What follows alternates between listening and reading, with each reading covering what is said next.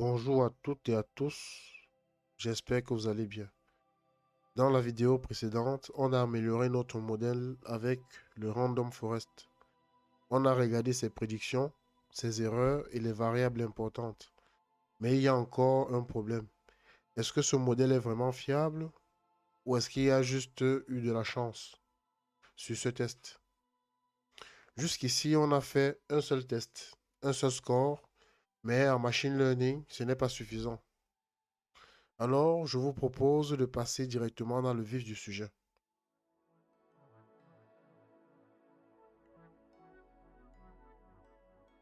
Avant de commencer, ce que je fais, j'importe une fonction pour tester le modèle plusieurs fois avec la bibliothèque skitlearn. Donc, point modèle, sélection, porte, cross, score. Et alors, ce qu'on va faire, c'est qu'on va tester le modèle sur 5 découpages différents. Donc, je vais mettre score, rf, modèle, x, y et CV 5. Et directement, on va mettre score, le point, virgule, score. Et print, moyenne, le point, virgule, score, point, min. On enregistre et on exécute.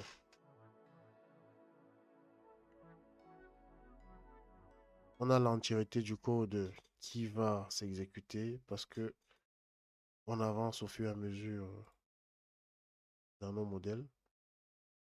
Et ici,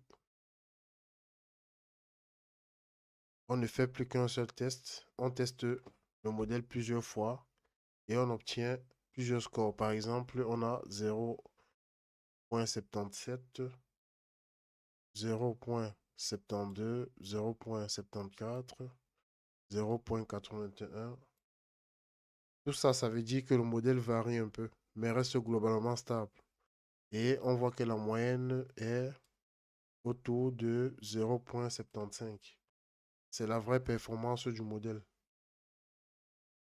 Avant, on avait un seul score. Maintenant, on a une vision globale et donc un modèle plus fiable.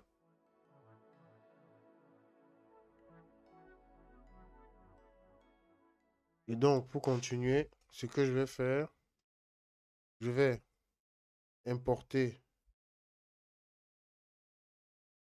le modèle Random Forest avec toujours les outils de ma bibliothèque.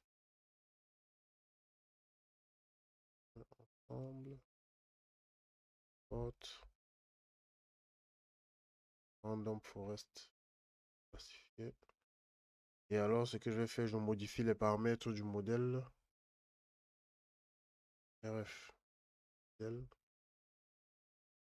est égal à Random Forest classifié. Et alors,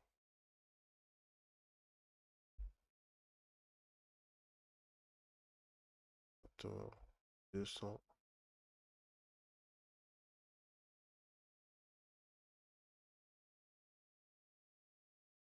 5, ça,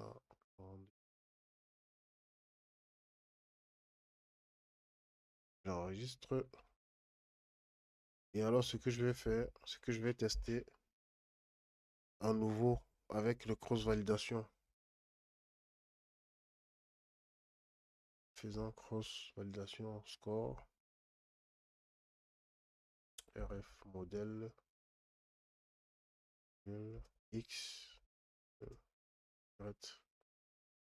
avec cv de 5. Et alors je vais print nouvelle moyenne score min. Bon, j'enregistre et j'exécute.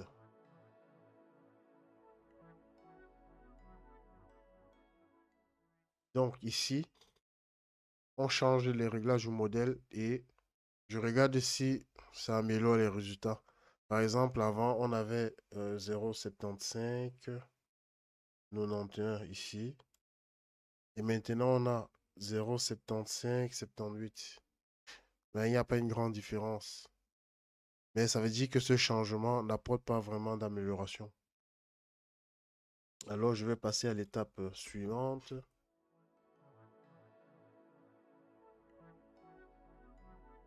Cette étape va me permettre de tester plusieurs paramètres automatiquement. Et alors, ce que je fais, c'est que j'importe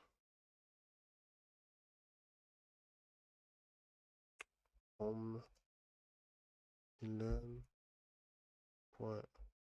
modèle sélection import create cv et alors je définis les paramètres à tester.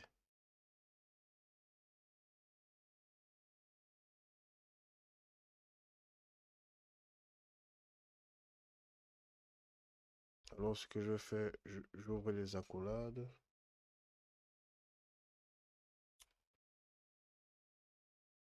Estimateur.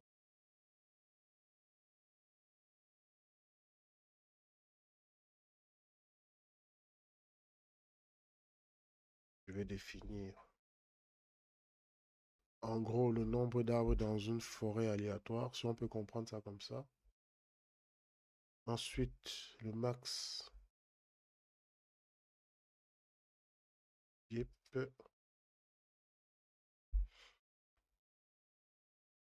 pour avoir la profondeur maximale des arbres. Et on va mettre 2 et 5.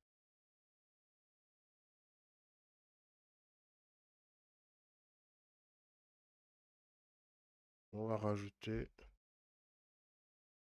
une simple split. Le point. On va mettre 2 et 5 par exemple. Et une fois que je fais ça, je vais créer dans le grid search. Le grid search qui va donc tester automatiquement plusieurs versions d'un modèle de scikit-learn pour trouver les meilleurs paramètres.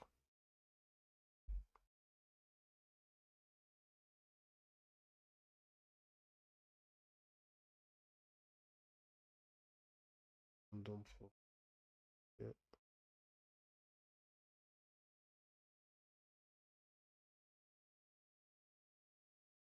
state, alors 42,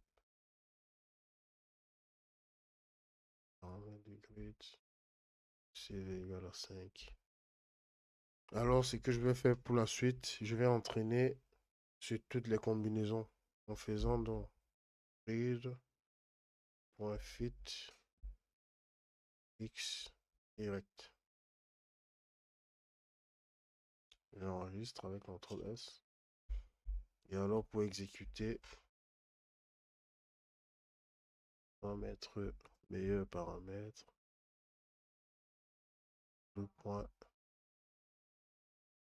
virgule greet.best paramètre. Et print le score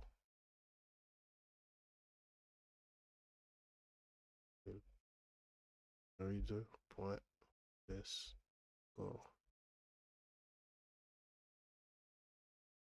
On enregistre.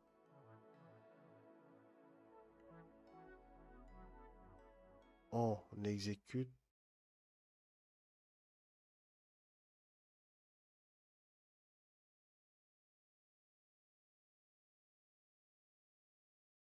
Alors ici, le modèle teste plusieurs configurations de manière automatique et il trouve la meilleure. Par exemple, le max dips.